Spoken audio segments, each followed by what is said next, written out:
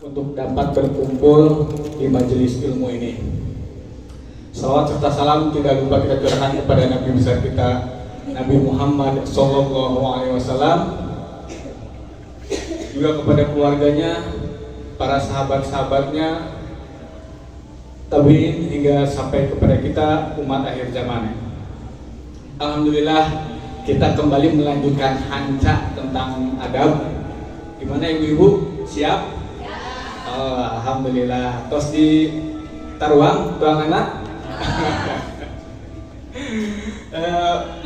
Untuk mengefektifkan waktu karena kita ada beberapa agenda ya. Semoga niat teman-teman semua di sini bisa dengan baik, niat yang lurus ya. Kita belajar bersama-sama. Insya Allah semoga apa yang kita lakukan pada hari ini menjadi pemberat amal baik kita. Amin ya rabbal alamin. Karena ustadznya sudah bersama kita, tafadhol Ustaz.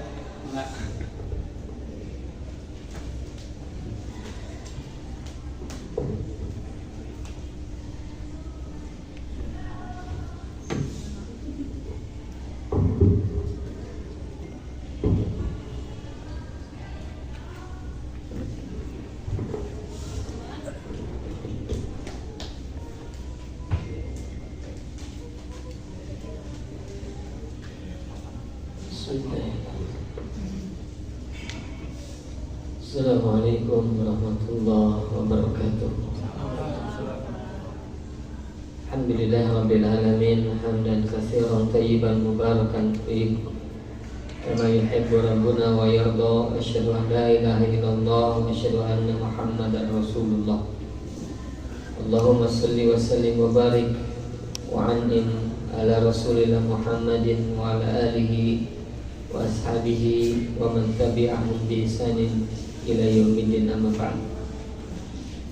Ikhwati fillah, Bapak Ibu, akang teteh, jamaah majelis taklim masjid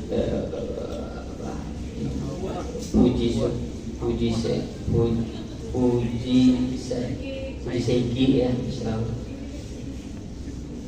Alhamdulillah Allah Subhanahu wa taala memperkenankan kembali kita untuk bisa duduk ya di tempat yang mudah-mudahan mengandung keberkahan bagi kita semua, dan semoga Allah Subhanahu wa taala memberikan bagi kita pahala yang sangat besar insyaallah. Karena ikhwatillah Bapak Ibu yang semoga Allah muliakan, bisa jadi sebagaimana yang pernah saya sampaikan, yang kita lakukan berlelah-lelah dari mulai Senin sampai Jumat ya.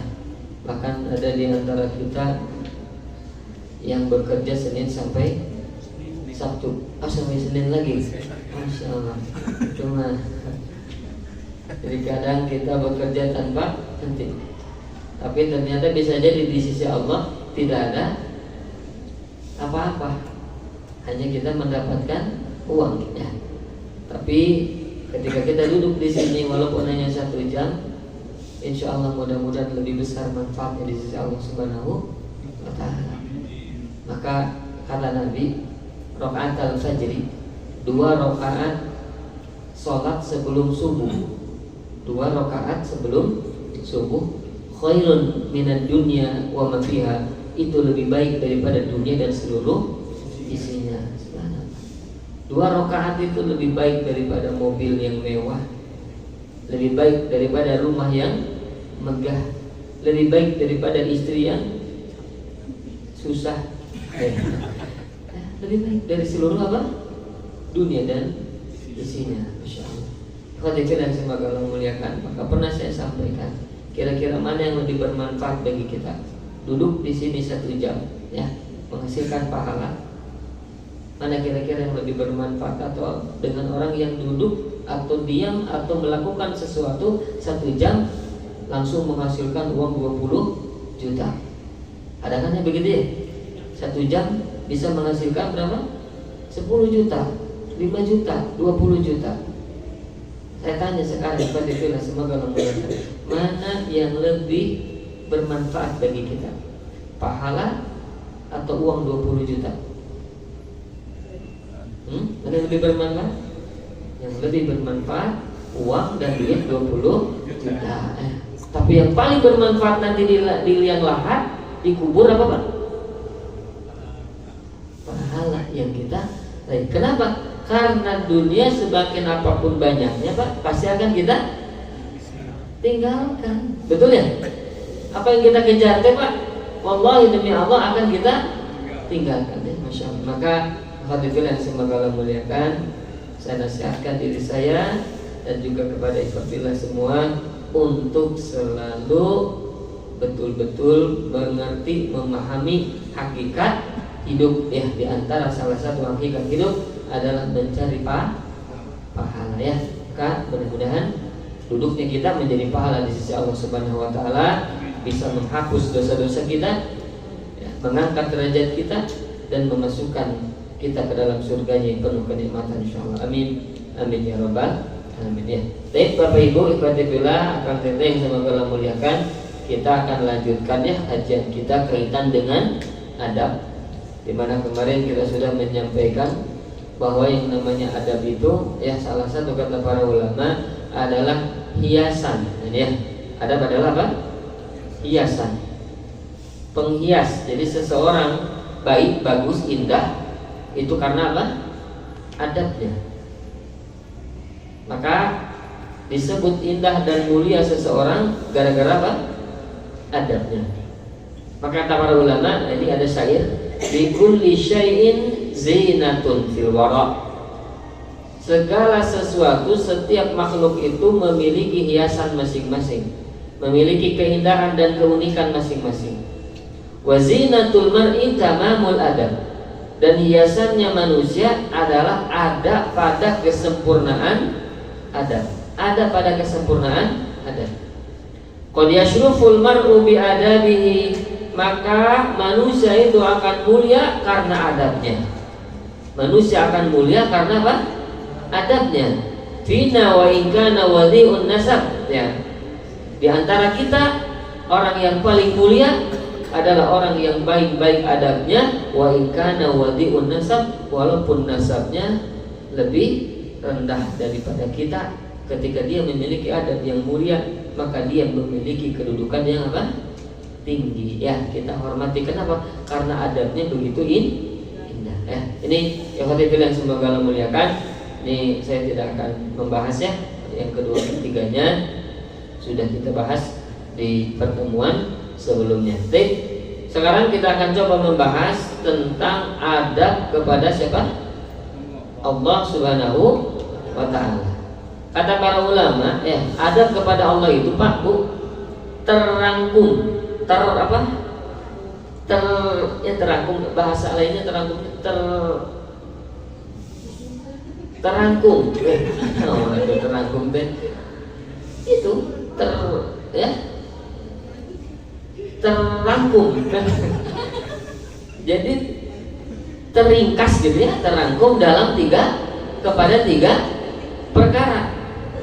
Jadi adab kepada Allah terangkum, teringkas dalam 3 perkara. Apa yang pertama? Ya, pertama adalah ma'rifatuhu bi asma'ihi wa sifatihi. 1. Mengetahui dan mengamalkan nama dan sifatnya. 1. Inilah namanya tauhid ya Pak ya. Apa? Tauhid. Nanti kita bahas, ada yang di bawah. Yang kedua, ma'rifatuhu bi dinihi wa syar'ihi wa ma yuhibbu wa yakrahu. Mengetahui dan mengamalkan agama dan syariatnya. Ini. Jadi mengetahui dan mengamalkan agama dan syariatnya. Sholat, apalagi? Apa? Syariatnya selain sholat? Saum. Selain itu? Zakat. Kemudian kawin. Betul nikah tidak? Syariat bukan? Syariat. Seluruh syariat Allah Subhanahu wa taala maka kita ketahui dan amalkan. Nah, maka kita ketika mengetahui seluruh syariat itu dan mengamalkannya, maka ini termasuk orang yang beradab kepada siapa? Allah Rabbul Alamin. Yes. Kemudian yang ketiga kata para ulama, kata Imam Ibnu Qayyim, wa nafsun musta'iddatun qabilatun layyinatun mutahayyi'atun liqabulil haqqi ilman wa amalan wa halan. Yaitu jiwa yang selalu siap, siap dan lembut dalam menerima kebenaran. Nah, ini dalam menerima apa? Kebenaran, baik berupa ilmu, amal maupun seluruh kondisi atau keadaan. Inilah 3 perkara yang sebenarnya merangkum, meringkas dari adab-adab kepada Allah Subhanahu. Nah, maka Bapak Ibu ya, dari 3 perkara ini, dari 3 adab ini, 3 perkara ini, maka ulama merinci, Pak. Apa saja kira-kira rincian dari ketiga perkara ini? Maka dirinci satu persatu. Yang pertama, adab kepada Allah Subhanahu wa taala adalah ikhlasul tauhid. Nah, ini mengikhlaskan tauhid, memurnikan tauhid. Oh, murni ya? Apa murni teh? Murni. Ya. Ini murni. Murni teh murni. Apa murni teh, Pak? Tidak tercampur sedikit pun. Betul, Bu. Masya Allah. Tidak apa? Tercampur. Hadiahnya tisu. Nggak ada, Bu. Tisu? Apa? Air. Air ini, Pak, murni ketika tidak tercampur dengan sesuatu benda apapun. Maka disebut memurnikan tauhid ketika kita mengesahkan Allah, ya, mentauhidkan Allah tidak tercampur dengan perbuatan apa? Syirik. Ini dulu pernah kita bahas, ibu-ibu ya, bapak-bapak ya, yang kaitannya dengan dosa-dosa besar dulu ya, Pak Daud ya, masih ingat ya? Dosa yang paling besarnya apa? Syirik. Maka keburukan apa yang paling besar lebih daripada syirik, begitu Pak? Saya tanya Pak, nih gini, seorang orang tua nih, ayah dan ibu Pak, punya anak, dia didik, dia berikan berikan makanan, dia berikan uang, dia berikan tempat tinggal, dia berikan baju Pak, kepada siapa? Anaknya. Tiba-tiba anaknya subhanallah berbuat durhaka kepada orang tua, sampai ada yang sampai mengecak, menjebret gitu, membunuh, subhanallah. Akhirnya sampai dibunuh orang tuanya. Kira-kira Pak, itu teh orang yang durhaka atau orang yang bagaimana? Subhanallah. Ikhwati fillah, semoga Allah muliakan. Sekarang saya tanya Pak, mana yang lebih besar? Orang yang durhaka kepada Allah, durhaka kepada siapa tadi? Orang tua yang sudah mendidik, memelihara dan memberikan apapun, ternyata dia zalimi orang tuanya dengan orang yang berbuat syirik. Mana yang kira-kira lebih besar dosanya? Orang yang berbuat apa? Syirik. Kenapa? Karena dia telah menzalimi siapa? Allah Rabbul Alamin, yang Maha Pencipta. Sementara anak tadi menzalimi siapa? Orang tua, ya subhanallah. Maka ikhwati fillah yang semoga Allah muliakan, saya pernah menyampaikan orang yang berbuat syirik Pak, orang berbuat syirik ya, itu lebih dibenci Allah daripada seorang suami Pak, yang ketika dia pulang ke tempat istrinya, ke rumahnya, ternyata istrinya sedang bermesraan dengan laki-laki lain, dengan berzina dengan laki-laki. Naudzubillah. Ibu, naudzubillah ya, kalau melihat suaminya bermesraan dengan perempuan lain gimana Ibu? Oh, dibunuh. Siun-siunnya ibu-ibu di sini. Siunnya owai mesin tahu. Subhanallah ya Rabbi. Sampai pernah saya mungkinnya atau teman-teman pernah ini enggak baca pernah baca berita atau ada tayangan di TV Pak? Subhanallah.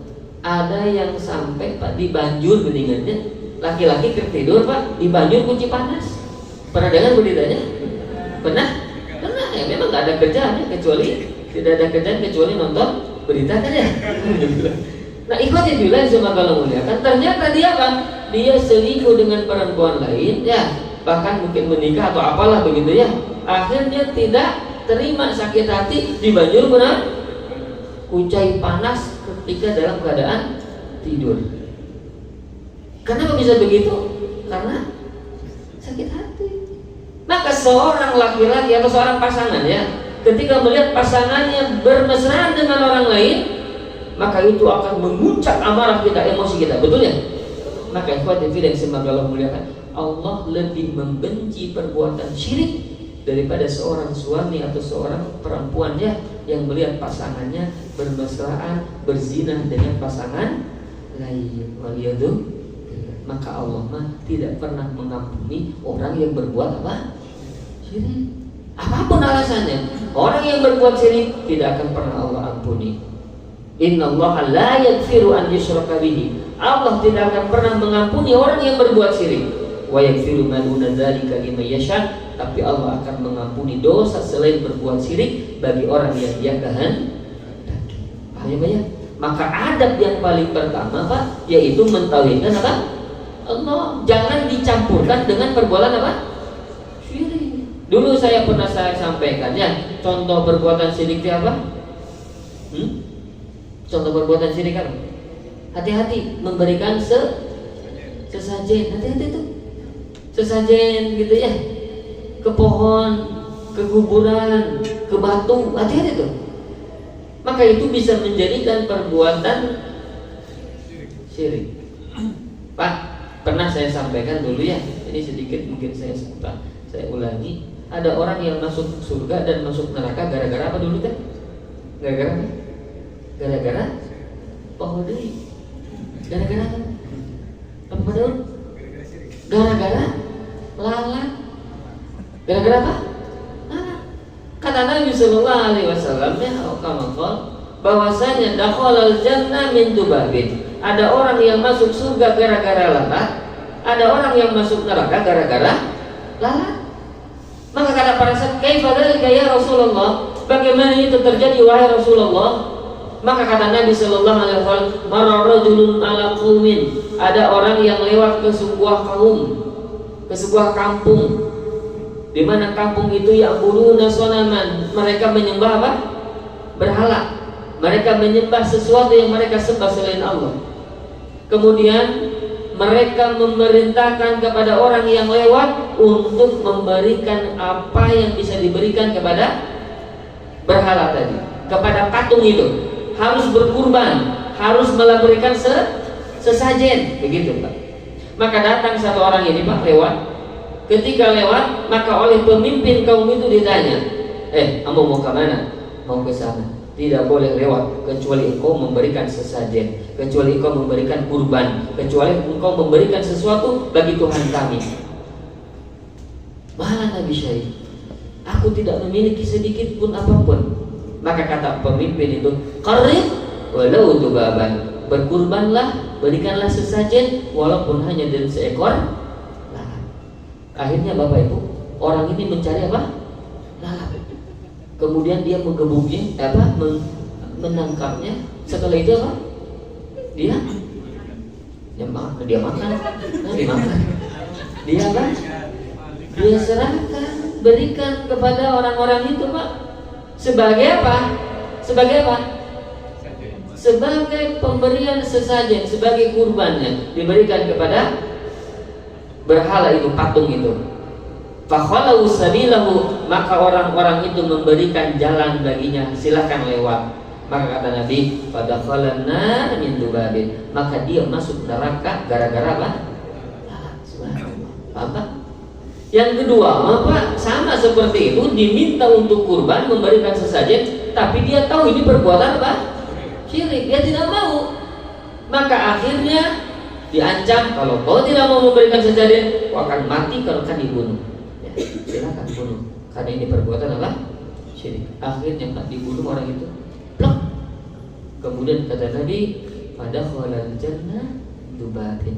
Dia masuk surga gara-gara apa? Karena dia tidak mau berkurban kecuali kepada siapa? Allah. Maka ikhwati fillah yang semoga Allah muliakan, ini hati-hati perbuatan apa ini Pak? Syirik ini. Kenapa? Karena ketika kita perbuatan syirik itu Pak, yang kita tidak ketahui itu membatalkan seluruh amal sholat kita. Sholat kita, saum kita akan terhapus gara-gara apa? Syirik. Maka kata Allah kepada Rasulullah, ini lihat, kepada Rasulullah, apa nama tuh? Qad uhiya ilaika wa ilal ladzina min qablika telah diwahyukan kepadamu dan kepada nabi-nabi sebelummu. Lihat, kepada nabi-nabi. Lain asyrakta, kalau engkau berbuat syirik, la yahbatanna amaluka, maka engkau akan terhapus seluruh apa? Amal solehmu. Seluruh amal-amalanmu akan dihapus. Subhanallah. Maka hati-hati perbuatan apa bukan ini? Syirik. Ingat, sekali lagi pernah saya sampaikan ya, ada orang yang masuk neraka gara-gara puntung rokok. Betul? Pernah saya sampaikan? Orang masuk surga, orang masuk neraka gara-gara apa? Puntung rokok. Kenapa? Kira-kira? Pernah dulu saya sampaikan ya? Parah deh. Apa? Teteh-teteh masih ingat? Ada orang yang masuk neraka gara-gara puntung rokok. Kenapa? Iya, pontong rokok itu dipakai apa? Disunutkan ke jalan batur, gitu kan? Bukan.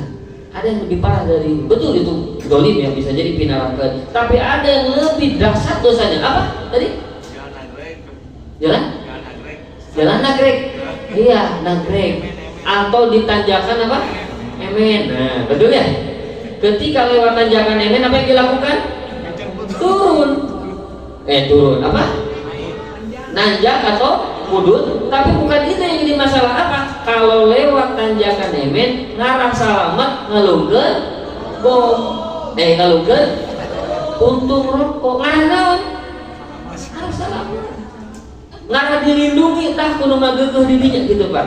Nah, eta hati-hati, itu bisa jadi perbuatan apa? Gitu, Pak. Termasuk apa?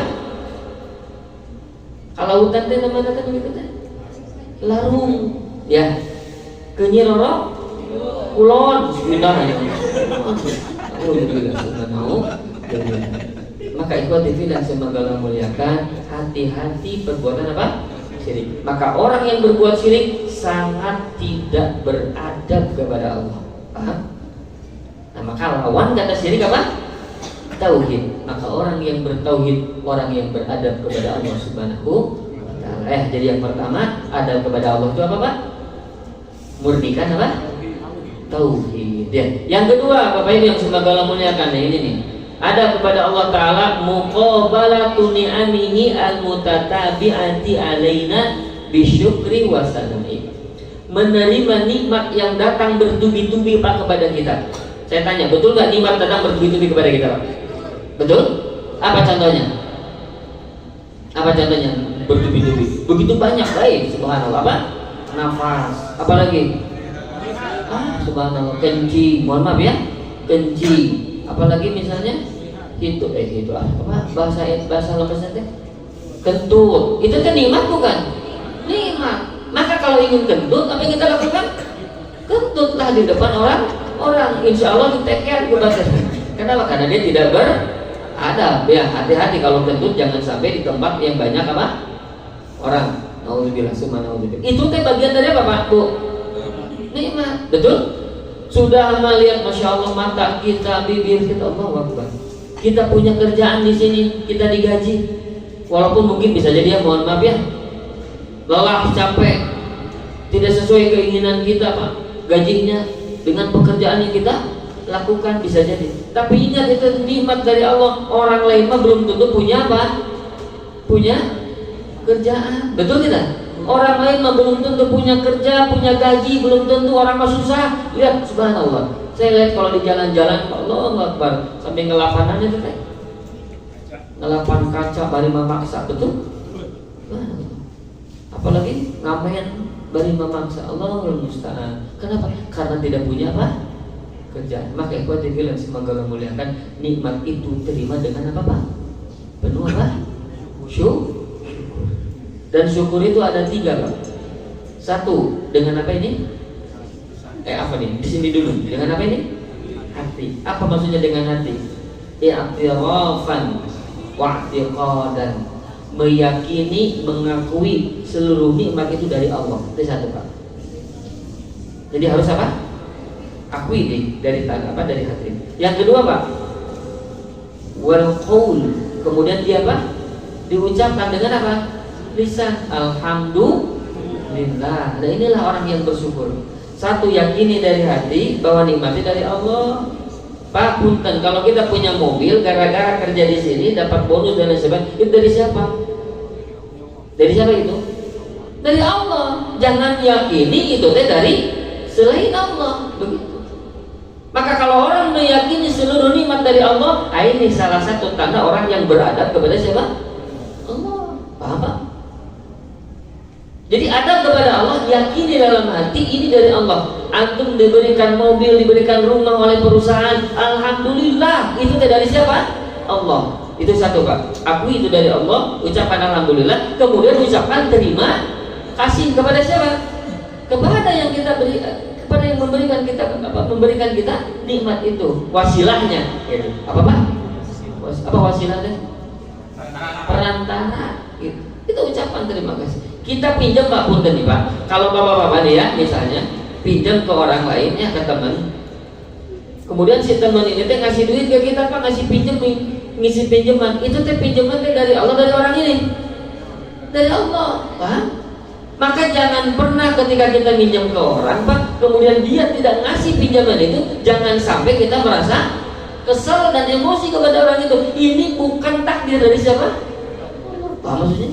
Ini Pak, ini perlu diyakini ya, dipahami. Ketika nikmat itu datang dari Allah, dengan apa ini diyakini? Dengan hati, ucapan dengan apa? Lisan, kemudian apa lagi? Satu lagi, badan, diamalkan, dilakukan berupa ketaatan dengan anggota badan. Ya, contohnya Pak, orang yang paling bersyukur adalah orang yang mau melaksanakan perintah-perintah Allah. Apa perintah Allah contohnya? Sholat 5 waktu. Itu tanda orang yang bersyukur yang sebenar-benarnya Pak. Syukur ya. Kenapa? Karena dia telah menggunakan seluruh nikmat itu untuk ibadah kepada siapa? Allah Subhanahu wa ta'ala ya. Sampai Rasulullah Pak, Rasul tanda syukurnya itu Pak, sampai sholat malam kakinya Pak bengkak, kakinya pecah-pecah apa bengkak sampai balik, subhanallah. Maka kata Aisyah, kata istrinya, ya Rasulullah, bukankah engkau sudah diampuni dosa-dosamu yang sudah terlalu dan akan datang? Kenapa engkau melakukan seperti ini wahai Rasulullah? Bersusah payah beribadah kepada Allah seperti ini. Bukankah engkau orang yang paling bersih dan tidak memiliki dosa karena engkau sudah diampuni? Maka kata Nabi sallallahu alaihi wasallam, afala akuna abdan syakura? Apakah aku tidak pernah, apa tidak layak, apa tidak pantaskah aku menjadi orang yang bersyukur kepada Allah? Masya Allah. Paham? Jadi tanda syukur seseorang dibuktikan dengan apa Pak? Dengan apa? Ibadah kepada Allah Subhanahu wa ta'ala. Itu yang keberapa? Kedua, orang yang beradab kepada Allah ya, bersyukur atas segala apa? Nikmat. Yang ketiga Bapak Ibu, orang yang beradab kepada Allah selalu merasa diawasi Allah Ta'ala. Nah ini ingatnya Pak. Kadang orang ya merasa takut dengan apa namanya teh? CCTV. Ada CCTV gitu Pak. Tapi tidak merasa takut dengan Allah yang maha melihat. Ikhwati fillah subhanallah muliakan, Allah maha melihat apa yang kita lakukan, betul tidak ya? Maka ketika seseorang melakukan maksiat kepada Allah ketika sendirian, nah berarti dia tidak memiliki adab kepada Allah. Paham? Orang misalnya mohon maaf ya Pak ya, orang tidak tahu kita korupsi Pak. Kira-kira Allah tahu tidak kita korupsi? Maka kalau orang yang merasa tidak diawasi oleh Allah ketika dia berbuat maksiat, berarti dia orang yang tidak memiliki apa? Adab kepada Allah. Paham? Orang yang tidak beradab kepada Allah ketika dia tidak merasa diawasi. Dan orang yang memiliki adab kepada Allah, dia selalu apa? Merasa diawasi Allah Rabbul Alamin. Maka pernah saya kan mungkin menyampaikan dulu Pak, ada seorang perempuan ya di zaman Umar bin Al-Khattab, zaman Umar bin Al-Khattab Pak, dia teh perempuan dengan ibunya Pak, tukang apa? Ini tukang nanggar susu, bukan nanggar susu, apa tukang jualan susu Pak. Kemudian kata si ibunya teh, nak kita campurkan susu ini dengan air. Pertanyaannya Pak, boleh tidak mencampur susu dengan air? Boleh tidak? Padahal boleh tidak? Masya Allah, barakallahu fiikum. Berarti masih ingat ya, ini pernah saya sampaikan ya dulu ya. Kenapa tidak boleh? Karena ini untuk dijual. Kalau kita konsumsi sendiri ya, kita punya susu, kemudian kita campurkan dengan apa misalnya? Air ya nggak masalah. Tapi kalau kita misalnya ini susu murni 1 liter, harganya 1 liter itu berapa? 12.000. Kalau air 1 liter berapa? 6.000. Dicampur Pak jadi 2 liter tuh. Totalnya jadi berapa berarti? 18.000 bagi 2 9.000, betul tidak? 9.000 1 liter. Ini dijual jadi berapa? 12.000. Berarti dia memakan harta haram sebanyak 3.000 berapa? Per liter. Kali berapa liter yang dia hasilkan. Apa maksudnya? Nah, maka kata si ibu ini, nah kita campurkan dengan air. Apa maksudnya Pak itu? Apa maksudnya? Apa maksudnya kira-kira? Maksudnya biar apa? Biar untung ya. Seperti orang-orang di pasar Pak, mencampur daging itu apa sapi dengan daging cengcelengan, diampurkan, digalau-galau Pak, dijual. Maka itu perbuatan apa? Perbuatan nista, perbuatan maksiat karena tidak merasa diawasi oleh siapa? Maka Ibu dibilang semoga Allah muliakan. Kemudian Umar bin Khattab lewat Pak. Kemudian mendengar percakapan siapa ini tadi? Ibunya dan anak ini. Kemudian kata si anak ini, ketika kata si ibu, nah kita campur saja dengan air. Maka kata si anak ini, jangan ibu, ini dilarang oleh siapa? Umar, dilarang oleh khalifah. Maka kata ibunya, nah khalifah tidak ada di sini. Kita tidak dilihat oleh siapa? Khalifah, intinya begitu. Tapi kata anaknya ini, betul ibu, khalifah tidak ada di sini. Tapi Tuhan yang khalifah selalu melihat kita. Siapa maksudnya? Allah. Maka ikhwatibillah semoga Allah muliakan. Akhirnya Umar bin Al-Khattab ya mendengar orang yang seperti ini, Masya Allah, maka ingin beliau menjadi apa? Keluarganya Umar bin Al-Khattab. Ini gara-gara dia merasa diawasi oleh siapa? Allah. Maka ikhwatibillah, ketika kita ingin melakukan dosa, ingat ada Allah yang Maha melihat. Ketika kita ingin berbuat maksiat, ingat besok lusa bisa jadi maut ya. Atau naudzubillah ketika kita melakukan dosa itu ternyata Allah cabut nyawa kita. Waliyadzubillah. Bagaimana pertanggungjawaban kita di sisi Allah ya. Jadi yang keberapa Pak? Yang ketiga ya. Orang yang memiliki adab kepada Allah adalah orang yang merasa apa tadi?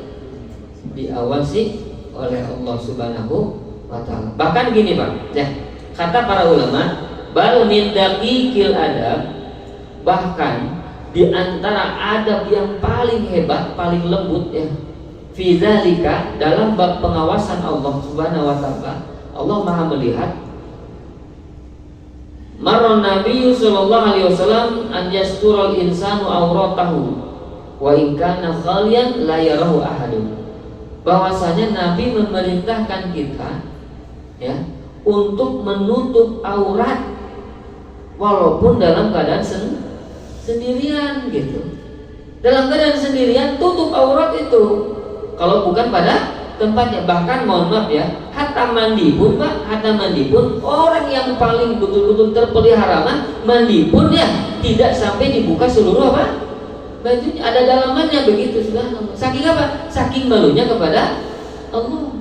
Walaupun ya ulama yang lain mengatakan tidak masalah. Yang maksud tidak boleh itu adalah ketika tidak tertutup. Kalau tidak tertutup maka tidak boleh ya. Misalnya di luar walaupun sendirian Pak, walaupun sendirian kita tidak boleh melakukan apa? Membuka seluruh apa? Baju dan pakaian kita. Begitu, subhanallah. Bapak Ibu yang semoga Allah muliakan, ketika ditanya tentang orang-orang yang dia itu sendirian ya, kemudian kenapa harus menutup auratnya, maka Nabi Shallallahu Alaihi Wasallam menjawab, Allahu ahaqqu an yustahya bihi atau minhu minan nas.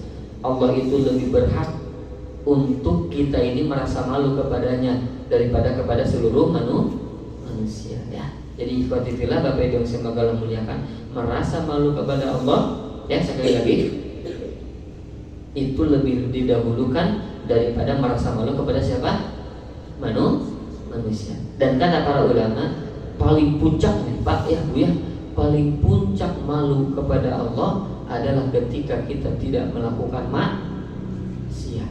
Ketika orang tidak melakukan maksiat, itulah puncaknya rasa malu kita kepada siapa? Allah. Itu yang keberapa? 3. Yang keempat, Bapak Ibu yang semoga Allah muliakan ya, menisbahkan kebaikan kepada Allah ya, dan tidak menisbahkan keburukan kepadanya. Walaupun Allah yang menciptakan dan mentakdirkan kebaikan dan keburukan. Saya tanya Bapak Ibu yang semoga Allah muliakan, ketika kita misalnya ya sakit, apakah sakit takdir dari Allah? Tidak, takdir dari Allah ya. Tapi ada adab ya, yang masya Allah ini adabnya orang-orang yang soleh begitu. Nabi Ibrahim Pak, Nabi Ibrahim alaihi salam, ketika Allah berikan kepadanya sakit ya, Allah berikan apa? Sakit. Nah sebelumnya Nabi Ibrahim memuji kepada Allah. Allah ini alladzi khalaqani fahuwa yahdin. Allah lah yang telah menciptakanku dan dialah yang memberikan hidayah kepadaku. Ini surat Asy-Syu'ara ayat berapa? 79. Allah yang telah menciptakanku ya, dan dialah yang telah memberikan apa? Hidayah kepadaku. Walladzi huwa yut'imuni wa yasqin, dan yang telah memberikan makan kepadaku, yang memberikan rezeki kepadaku, wa yasqin, dan yang memberikan minum. Lihat, dalam bab nikmat Pak, Allah ciptakanku ya, Allah memberikan hidayah kepadaku, paham? Allah memberikan makan kepadaku, dan Allah memberikan minum kepadaku. Ini perkaranya seluruhnya baik atau buruk? Baik. Seluruhnya Nabi Ibrahim menyandarkan kebaikan kepada siapa? Allah. Paham maksudnya? Kemudian walamma dzakaral maut, ketika Nabi Ibrahim menyebut sakit, nah ini sakit ya, nasabahu li nafsihi, maka ia nisbahkan sakit itu kepada dirinya sendiri, bukan kepada siapa? Allah. Maka kata Nabi Ibrahim, wa idza maradtu, dan ketika aku sakit. Ketika apa? Aku sakit. Padahal saya tanya Pak Ibu, sakit dari Allah bukan? Sakit dari Allah, betul ya? Nabi Ibrahim tidak mengatakan begini, dan ketika Allah memberikanku sakit. Masya Allah, apa maksudnya? Artinya berarti ini puncaknya apa? Ada kepada Allah Rabbul Alamin. Jadi ketika misalnya gini, Allah telah menyengsarakanku, nah itu nggak pantas itu, paham? Walaupun betul kaya dan sengsara seseorang oleh siapa? Takdirnya oleh Allah, tapi tidak pantas keburukan yang menurut kita buruk itu disandarkan kepada siapa? Allah. Paham? Nah ini tanda orang yang apa Pak? Beradab. Contoh lagi Pak, Ayub alaihissalam. Nabi siapa? Ayub. Dalam surah Al-Anbiya ayat 83. Idza nada rabbahu inni massaniya dzurru, ketika dia menyeru Tuhannya, berdoa kepada siapa? Allah. Ini massaniya dzurru, aku terkena penyakit, aku terkena bahaya. Subhanallah. Jadi tidak disandarkan kepada siapa itu? Ya Allah, engkau timpakan bahaya, tidak begitu, paham? Ya Allah, engkau timpakan aku kesengsaraan, ya Allah, engkau timpakan aku sakit. Nah itu tidak berkata begitu, tapi Nabi Ayub mengatakan, ya Allah, aku terkena bahaya ya Allah, begitu. Aku terkena sakit ya Allah. Wa anta arhamur rahimin, sementara engkau ya Allah yang maha pengasih lagi maha penyayang. Minta apa maksudnya? Minta kesembuhan. Apa maksudnya Pak? Masya Allah. Contoh lagi Pak ya, Nabi Khidir. Nabi siapa? Khidir. Nabi Khidir mengatakan fa'aradtu an aiba, ketika apa nama itu? Perahu Pak. Ketika perahu itu kan, pernah kan mendengar kisah Nabi Khidir ya? Jadi ketika ada perahu, kemudian Nabi Ibrahim apa? Nabi Khidir melubanginya, betul? Agar apa? Agar nanti, ini kan perintah Allah bukan? Perintah Allah, agar apa? Agar orang-orang yang nanti di depan itu, mereka mengambil, merampas setiap perahu yang bagus begitu. Nah karena perahunya jelek, maka tidak akan diambil, dirampas, maka dibolongi Pak. Pertanyaannya, itu perintah Allah bukan? Perintah Allah. Coba lihat nanti di surat Al-Kahfi.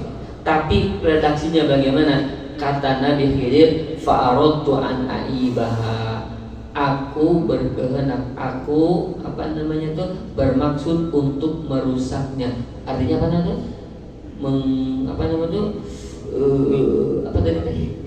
Membolonginya, melubanginya. Lihat, beliau tidak menyandarkan keburukan itu kepada siapa? Allah menginginkan kerusakan untuk perahu ini, tidak. Padahal ini perintah siapa tadi teh? Allah. Nah inilah tandanya apa tadi Pak? Adab kepada Allah Subhanahu wa Ta'ala, ya paham ya? Jadi ketika gini, misalkan antum kita nih Pak di PHK Pak, kita di PHK. Oh di PHK. Ya Allah, Engkau telah mem-PHK aku. Apakah seperti itu pantas tidak? Tidak. Walaupun PHK itu takdir dari Allah bukan? Allah yang berkehendak bukan? Allah yang berkehendak. Tapi kita tidak sampaikan itu. Allah telah mem-PHK-ku. Allah telah memberikanku sakit. Allah telah memberikanku merampas semuanya. Allah telah mengambil barang ini dariku. Jangan begitu gitu. Paham maksudnya? Maka ikhwati fillah yang semoga Allah muliakan, sandarkan kebaikan itu kepada siapa? Allah. Dan jangan sandarkan keburukan Jangan sandarkan keburukan kepada siapa? Allah Subhanahu wa Ta'ala. Dan itulah tanda orang yang beradab kepada siapa? Allah. Ya, itu yang keberapa Pak? Yang kelima, Bapak Ibu yang semoga Allah muliakan, di antara adab kepada Allah Subhanahu wa Ta'ala adalah mengagungkan syiar-syiar dan kemuliaannya dengan cara memuliakan apapun yang dimuliakan oleh Allah Subhanahu wa Ta'ala, ya. Contohnya mungkin misalkan begini ya. Siapa contohnya? Rasulullah diagungkan, dimuliakan oleh Allah, maka kita pun memuliakannya. Begitu Pak. Contoh lagi yang dimuliakan oleh Allah siapa? Apa contohnya? Berupa tempat, berupa waktu. Apa contohnya misalnya? Apa? Yang dimuliakan oleh Allah, tempat. Apa tempat yang dimuliakan Allah? Masjid. Nah, ini masjid ini dimuliakan oleh Allah, maka kita muliakan gitu. Ada adab dalam bab masjid. Apa contohnya lagi Pak? Yang dimuliakan oleh Allah berupa tempat. Apa? Ibu-ibu ada yang tahu? Apa tempat yang dimuliakan oleh Allah contohnya? Kakak-kakak? Lagi? Hah? Apa? Ka'bah itu. Ka'bah. Maka ketika Allah memuliakan Ka'bah, kita pun memuliakannya. Bagaimana cara memuliakannya? Sebagaimana Allah perintahkan. Kalau Ka'bah kita memerintahkan untuk apa? Untuk tawaf gitu ya. Tawaf. Hajar Aswad, Allah dan Rasul yang muliakan. Apa yang harus kita lakukan dalam bab Hajar Aswad? Menciumnya gitu ya, mencium Hajar Aswad. Ketika kita akan melaksanakan apa? Tawaf, ya demikian. Itu diantara adab-adab kepada Allah adalah mengagungkan syiar-syiar dan kemuliaannya dengan cara memuliakan yang dimuliakan oleh Allah Subhanahu wa Ta'ala. Kalau bab waktu Pak, waktu apa ini? Yang dimuliakan Allah, waktu. Sulusul lail, sepertiga malam. Caranya dimuliakan dengan tidur. Dengan apa? Dengan sholat malam, tahajud. Ya, Ramadan. Bagaimana cara memuliakan Ramadan? Isi dengan ibadah, betul? 10 awal bulan Dzulhijjah. Apa yang kita memuliakannya? Muliakan dengan amal soleh, betul ya? Nah ini diantara mengagungkan syiar-syiar Allah Subhanahu wa Ta'ala. Yang keberapa sekarang? Nah, kita percepat ya, karena kita akan main bola ya. Jadi kita percepat saja ya. Yang keenam, maka saya rusuhan ya, nggak apa-apa ya, walaupun rusuh tapi buru-buru ya. Yang keenam adalah at-taslimu tam, menerima ayat dan hukum-hukumnya dengan penerimaan yang sempurna dan tidak gegabah berkata-kata tanpa ilmu dan dalil. Maksudnya bagaimana ini? Jangan sampai Pak kita mengatakan dalam agama sesuatu yang tidak kita ketahui gitu, Pak. yang nggak ada dalilnya kita yakini ini begini. Padahal para ulama tidak ngomong begitu, Nabi tidak ngomong begitu, Pak. Allah tidak bicara begitu di dalam Al-Quran. Kita ngomong Allah berkata begini. Allah berkata di mana? Begitu. Padahal tidak tahu apa dalil. Kata Nabi begini. Mana kata Nabi teh? Paham? Nah, jangan nyanya hawanan. Apa nyanya hawanan teh? Apa? Sotoy gitu ya. Don't be sotoy, jangan kita apa? Sok tahu dalam bab apa? Dalam bab agama. Kalau kita tidak tahu sampaikan, nah ini saya tidak tahu begitu. Ikhwati fillah semoga muliakan. Orang yang mengatakan sesuatu yang tidak Allah katakan, itu tandanya orang tidak beradab. Orang yang berkata tanpa dalil itu tanpa adab itu. Orang yang berkata tanpa yang dikatakan Rasul itu tanpa apa? Adab. Allah misalnya. Maka tidak boleh kita apa tadi berkata-kata tanpa apa ilmu tanpa apa dalil, karena diantara tanda dalil tanda apa adalah seseorang berbicara tanpa ilmu ya demikian. Nah ini kata Allah dalam surah An-Nahl ya. Ini lihat bapak-bapak kalau mau lihat nanti An-Nisa 65 coba lihat nanti ya. Al-A'raf ayat 33 ya. Nah salah satunya yang terakhir ini An-Nahl 116. Wala taqulu lima tasifu alsinatikum al-kadhiba. Janganlah kalian mengatakan dengan lisan kalian itu ya sebuah kedustaan, kebohongan. Hadza halal wa hadza haram. Ini halal dan ini haram. Ini halal, ini haram. Litaftaru 'ala Allahil kadzib, dalam rangka berdusta atas nama Allah. Kita tidak tahu ini teh halal. Oh iya sok nggak apa-apa halal. Kita ngomong begitu. Kita nggak tahu ini haram. Iya itu haram, nggak boleh itu. Tanpa ilmu. Nah, maka jangan kau katakan itu. Kenapa? Innalladzina yaftaruna 'ala Allah, sesungguhnya orang-orang yang melakukan kedustaan, mengada-ngada atas nama Allah dengan kedustaan, la yuflihun, dia tidak akan pernah beruntung. Aslinya artinya kalau orang yang tidak beruntung berarti rugi. Dan rugi yang paling besar apa? Rugi paling besar? Kerugian paling besar apa? Saya tanya, kerugian paling besar apa? Di PHK? Lah. Apalagi? Meninggal orang tua? Lah. Kerugian paling besar apa? Alhamdulillah, masuk neraka. Orang yang tidak beruntung artinya orang yang rugi. Artinya kerugian yang paling besar dia masuk neraka. Artinya orang yang mengada-ngada atas nama Allah, mengatakan halal tapi dia tidak paham, mengatakan haram tapi dia tidak tahu dalil dan lain sebagainya, maka dia akan diancam dengan apa? Neraka. Nauzubillah. Ya, itu yang keberapa Pak? Yang ketujuh Bapak Ibu yang semoga Allah muliakan, beradab saat di dalam dan di luar sholat. Kalau di dalam sholatnya misalnya begini Pak, kita tawadhu, Allahu Akbar, maka takbirnya kita itu mengucapkan apa? Takbir kita mengucapkan apa? Allahu Akbar. Allahu Akbar apa artinya Pak? Allah Maha Besar. Maka selain Allah itu kecil, gitu maksud Pak. Selain yang diingatkan Allah itu kecil, maka jangan pernah ketika kita di luar sholat pun, ketika Allah mengatakan begini gitu ya, tapi kita ternyata melakukan selain yang disampaikan oleh Allah, kita tidak melakukan apa yang Allah perintahkan. Kalau kita mohon maaf ya Pak ya, kalau kita misalnya contohnya naudzubillah ya, kita disuruh oleh perusahaan untuk tidak sholat, nah misalnya begitu, nggak boleh sholat, nggak boleh duhur, nggak boleh asar, pokoknya mah harus bekerja terus. Mana yang lebih didahulukan? Allah atau pekerjaan? Allah atau pekerjaan? Allah atau pekerjaan? Allah. Kalau kita punya adab kepada siapa? Allah. Paham maksudnya Pak ya? Nah ini tandanya. Jadi ketika dia mengucapkan Allahu Akbar, Allah Maha Besar, dia pun meyakini segala selain Allah itu adalah kecil. Gitu Pak. Masya Allah ya. Kemudian contoh lagi Pak dalam bab sholat, kita khusyuk ya, kita tawadhu, rendah hati. Maka ketika di luar sholat pun kita rendah hati gitu Pak. Tidak apa? Sombong. Tidak melakukan sesuatu yang apa ya namanya tuh? melampaui batas. Nah, maka ketika seseorang dia mengetahui hakikat sholat dan dia tanamkan di luar sholat, itu tandanya orang tersebut berada kepada Allah Subhanahu wa Ta'ala. Ya, demikian. Kemudian yang ke-8, Bapak Ibu yang semoga Allah muliakan, di antara adab kepada Allah adalah adab saat berdoa, yaitu dengan apa? Penuh kerendahan hati.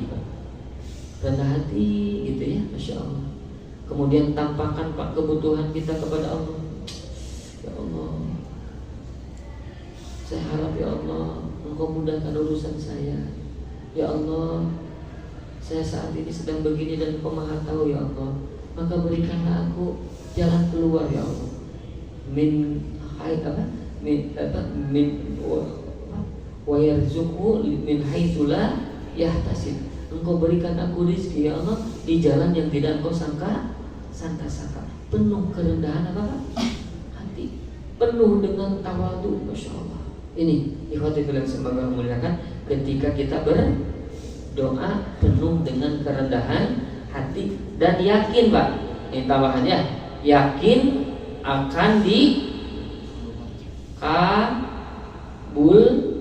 Ini yakin akan dikabulkan ketika kita berdoa ya. Jadi seorang yang kita berdoa penuh dengan kerendahan hati, itu tandanya orang yang beradab kepada Allah. Ada apa orang yang berdoa mohon maaf ya, misalkan ini Rabbana atina fid dunya hasanah wa fil akhirati hasanah wa qina adzabannar.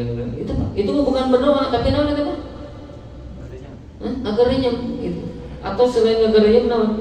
Hanya baca doa. Beda Pak baca doa dengan berdoa. Gitu. Kalau berdoa mah dengan apa? Hati. Berdoa mah dengan keyakinan akan diijabah, itu baru berdoa. Tapi kalau hanya ngomong, itu berarti bukan doa. Ya, jadi harus disertai dengan kerendahan hati dan tampakkan begitu butuhnya kita kepada Allah Subhanahu wa Ta'ala. Ya, itu yang ke-9. Yang ke-10 Pak, ta'zimu bismillahi azza wa jalla, mengagungkan nama Allah Subhanahu wa Ta'ala. Ya. Nah, ini bagaimana mengagungkan nama Allah Subhanahu wa Ta'ala? Apa kata para ulama? Salah satunya Pak, ketika kita menulis Allah tambahkan Allah Ta'ala, misalnya begitu, Allah Maha Tinggi, atau Allah Subhanahu wa Ta'ala, atau Allah Azza wa Jalla. Nah, itulah tanda orang yang beradab. Jadi kalau kita nulis atau kita menyebutkan Allah, maka tambahkan Allah Subhanahu wa Ta'ala, atau Allah Ta'ala begitu, atau Allah Rabbul Alamin, atau Allah Azza wa Jalla. Nah, ini berarti kalau orang begitu Pak, dalam sebutannya, dalam tulisannya, berarti dia beradab kepada Allah Subhanahu wa Ta'ala ya. Ke-10 Bapak Ibu yang semoga Allah muliakan, tanda orang yang beradab kepada Allah, ta'atur Rasul. Dia taat kepada Rasul sallallahu alaihi wasallam. Kata Nabi sallallahu alaihi wasallam ya, bahwasanya man ata'ani faqad ata'a Allah. Barang siapa yang taat kepadaku, kata Nabi, maka dia taat kepada Allah. Dan barang siapa waman asani, barang siapa yang bermaksiat kepadaku, faqad asallah, maka sungguh dia telah bermaksiat kepada Allah Subhanahu wa Ta'ala. Ini hadisnya sahih riwayat apa? Al-Bukhari ya. Nanti suratnya An-Nur ayat 52, coba lihat nanti ya. Itu An-Nisa ayat 80. Itu tanda apa? Tanda orang wajib taat kepada siapa? Rasul sallallahu alaihi wasallam. Karena taat kepada Rasul itu berarti tandanya orang yang beradab kepada siapa? Allah Rabbul Alamin. Terakhir, Bapak Ibu yang semoga Allah muliakan, orang yang beradab kepada Allah, orang yang ridho dengan takdir Pak gitu. Masya Allah, ini paling berat Pak. Ya Bu ya, ridho dengan apa? Takdir. Kadang takdir itu Pak, ada sesuatu yang tidak kita senangi, betul tidak? Mohon maaf misalnya suami kita selingkuh, naudzubillah, istri kita selingkuh, itu sesuatu yang kita senangi tidak? Ketika pasangan kita selingkuh, itu senang tidak kita? Senang, bisa selingkuh lagi gitu. Naudzubillah ya. Itu kan tandanya apa? Tandanya kesedihan ya, betul? Apa? Kasut misalnya. emang orang teh naon sebenarnya mana saling kurang bisa kan gitu ya, mana yang hiji orang mah mana hiji orang tilu tinggal kita. Nah ikhwati bilang sih magalang melihatkan ketika seseorang diuji dengan perkara yang dia tidak senangi, dia di PHK, apa yang dia lakukan? Hah? Apa ketika di PHK apa yang dilakukan? Pegat PHK, tonjolkan, kayak gitu lah. Tidak, apa yang kita lakukan? Sabar. Insya Allah Allah akan memberikan rezeki di tempat lain yang lebih baik, insya Allah. Atau ketika minimal, ketika kita sabarnya, Allah nanti catat sebagai pahala yang sangat besar, apapun itu. Dan ini berat, sangat berat. Betul ya? Berat bisa. Yang dalam bab takdir ini berat sekali. Kadang kita tidak bisa menerima ya, dengan kesedihan-kesedihan yang mana yang ngomong cat pengalaman orang pengalaman iya kan gitu ya. Paham? Tapi ingat Pak, orang yang beradab itu ridho dengan ketetapan apa? Allah, Masya Allah. Ini sekali lagi yang paling apa? Berat, paling sulit ya dalam rangka adab kepada Allah. Ketika apapun yang Allah timpakan kepada kita, kita menerimanya dengan lapang dada. Ya Allah Akbar. Bapak Ibu ikhwati fillah yang semoga Allah muliakan. Ini sedikit ya. Yang satu lagi Pak. Oh ya lupa ya. Ada ternyata ya. Zikruhu fi kulli ahwal, ini mengingatnya dalam setiap apa? Keadaan, menyebut Allah dalam setiap keadaan. Ya, nah maka Bapak Ibu, orang yang paling berada kepada Allah juga diantaranya kalau dia lagi jalan, apa yang dia lakukan? Kalau lagi jalan? Ketika dia lagi jalan, maka dia langkahkan kakinya. Selain itu Pak, apa yang dilakukan? Melihat ke depan. Iya, melihat ke depan. Kemudian apa lagi? Aku mandinya langsung ke depan. Ikhwati fillah ibu bapak, kalau kita lagi berjalan sambil apa? Zikir.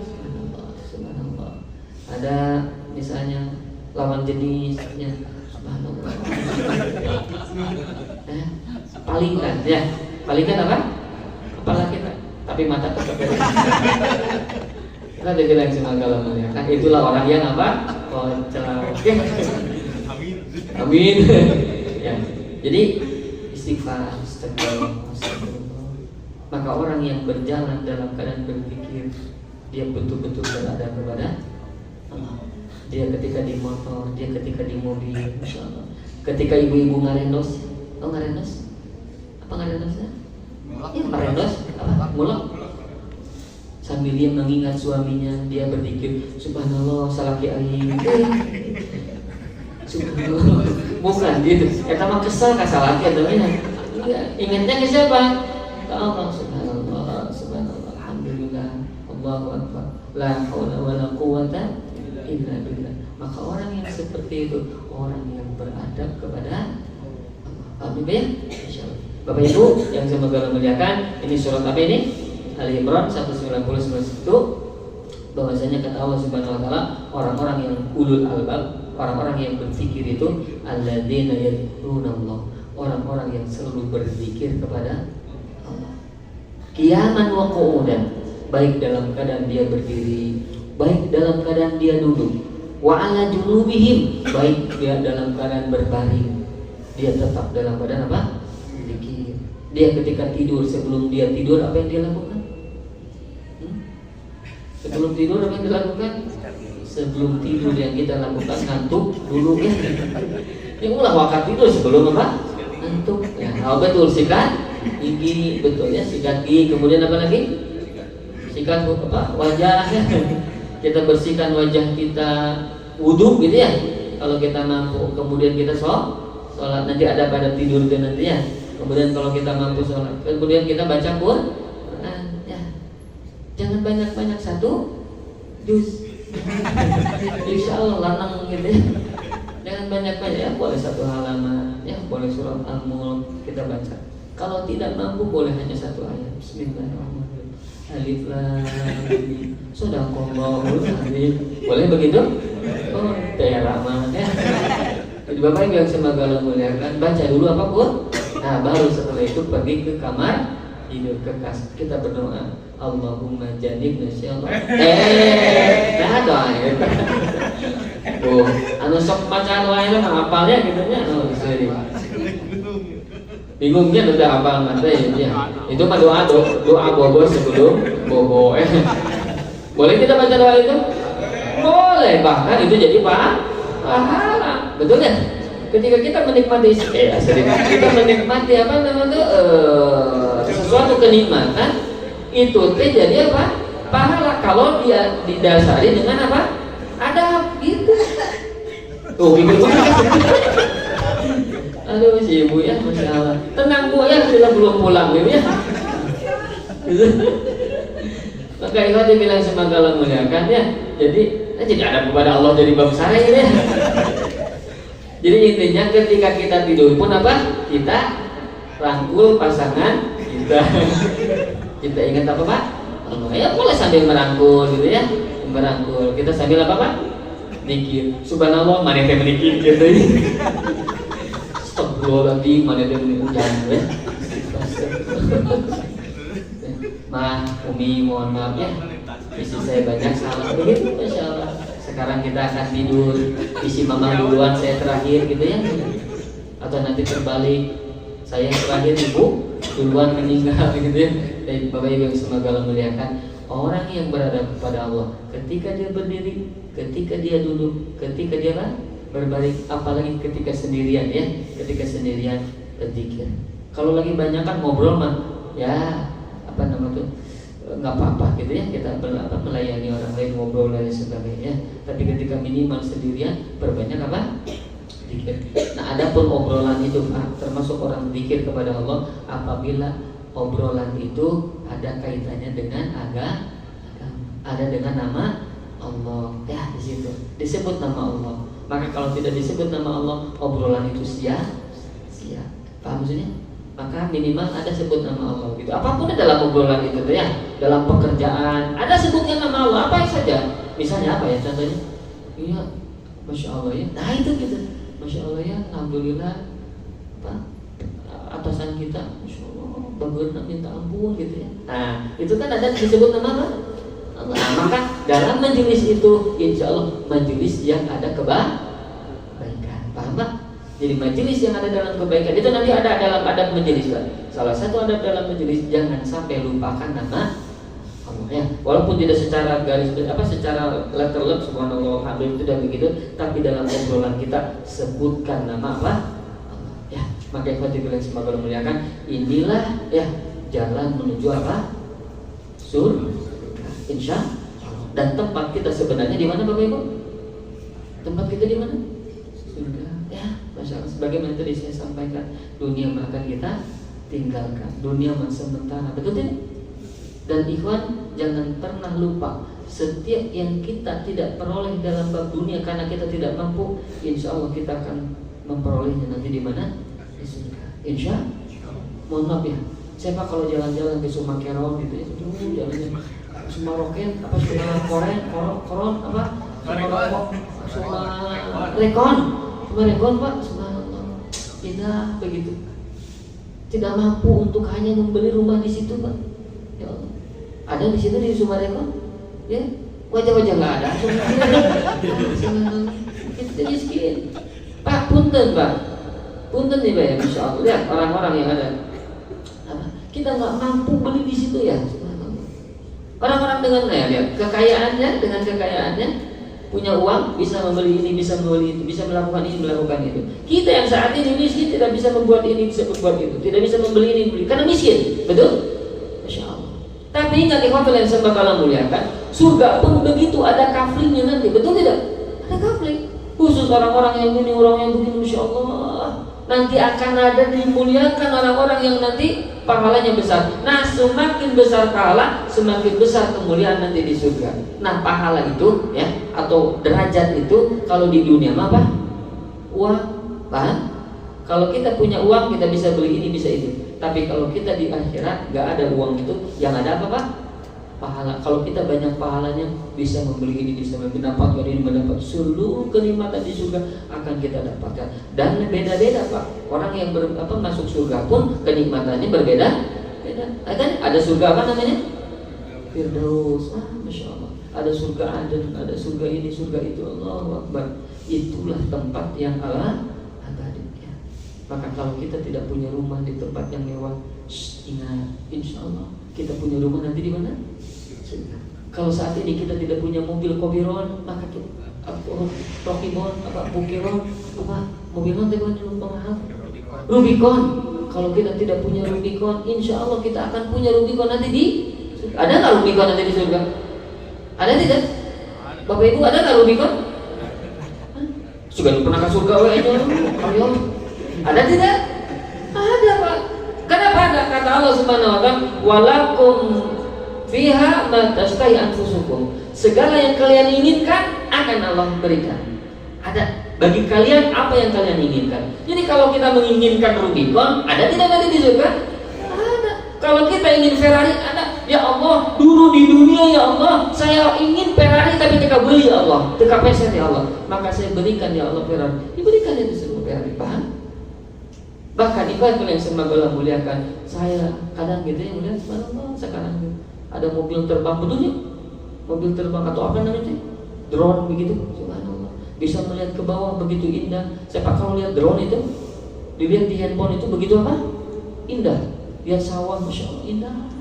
Maka nanti di surga orang yang nanti ingin terbang, Allah bisa berikan terbang kita di surga, masya Allah. Mau naik drone, mau naik mobil terbang, ada insya Allah. Mau naik burung, ada. Drone ada tidak tadi? Ada insya Allah. Maka Bapak Ibu kalau nanti masuk surga, ngelihat ke atas nanti ada drone terbang, itu teh saya berjalan-jalan insya Allah ya. Amin ya Rabbal alamin. Ya mudah-mudahan kita semua bisa masuk ke dalam apa? Surga. Ya, amin. Demikian Bapak Ibu yang semoga Allah muliakan. Sudah 7:30 Pak Daud ya, mohon maaf ya, terlalu lama saya ngobrol ya. Ngobrol apa? Menyampaikan. Mungkin ada pertanyaan atau langsung saja tutup ya. Karena wajahnya wajah lapar bola ya. Insya Allah mungkin cukup saja ya. Demikian karena ada kegiatan lagi Bapak Ibu semua. Insya Allah mudah-mudahan sekali lagi Allah menerima pahala yang kita lakukan di kesempatan malam hari ini ya. Mudah-mudahan duduknya kita, lelahnya kita, capeknya kita, semoga ini jadi pahala di sisi Allah. Amin ya Rabbal alamin. Aku lu kali hada wa astagfirullah li wa lakum. Subhanakallahumma wa bihamdik, asyhadu an la ilaha illa anta, astaghfiruka wa atubu ilaik. Assalamualaikum warahmatullahi wabarakatuh. Waalaikumsalam.